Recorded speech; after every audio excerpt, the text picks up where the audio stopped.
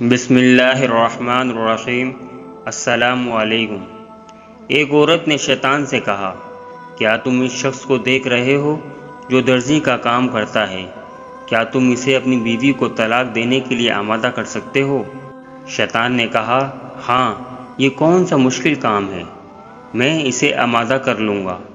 تو شیطان درزی کے پاس گیا اور اسے مختلف سمتوں سے ورغلایا، لیکن درزی اپنی بیوی سے بے حد پیار کرتا تھا، لہذا وہ شیطان کی باتوں میں نہیں آیا اور اس نے اپنی بیوی کو طلاق دینے کے بارے میں سوچا تک نہیں۔ شیطان واپس آیا اور اس نے عورت کے سامنے ہار مان لی۔ عورت نے کہا، اب دیکھو کیا ہوتا ہے۔ وہ عورت درزی کے پاس گئی اور اس سے کہا کہ میرا بیٹا اپنی محبوبہ کو خوبصورت سوٹ گفٹ کرنا چاہتا ہے، جس کے لیے مجھے کپڑے کا ایک خوبصورت ٹکڑا چاہیے۔ درزی نے اسے ایک کپڑے کا ٹکڑا دے دیا۔ پھر وہ عورت درزی کے گھر گئی اور دروازہ کھٹکھٹایا تو درزی کی بیوی نے دروازہ کھول دیا۔ تو عورت نے اس سے کہا، میں آپ کے گھر میں حاجت کے لیے آنا چاہتی ہوں۔ تو درزی کی بیگم نے اس سے کہا، آ جاؤ۔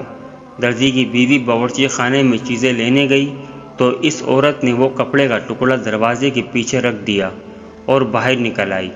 شام کو درزی اپنے گھر آیا اور اس نے کپڑے کا وہ ٹکڑا اپنے گھر میں دیکھا جو اس نے دن میں ایک عورت کو بیچا تھا، تو اسے فوراً اس عورت کے بیٹے کی محبوبہ کے بارے میں بتائی ہوئی کہانی یاد آ گئی۔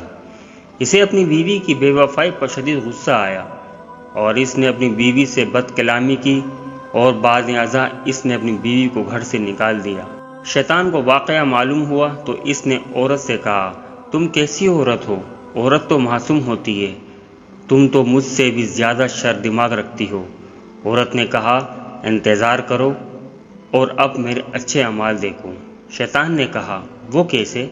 اگلے دن وہ عورت درزی کے پاس آئی اور اسے بتایا کہ وہ کل جیسا ملتا جلتا مزید کپڑا چاہتی ہے، کیونکہ کل وہ ایک غریب عورت کے گھر نماز پڑھنے گئی تھی جہاں وہ کپڑا بھول گئی اور اسے کپڑے کی واپسی کے لیے اس خاتون کے گھر دوبارہ جانے میں شرم محسوس ہوئی۔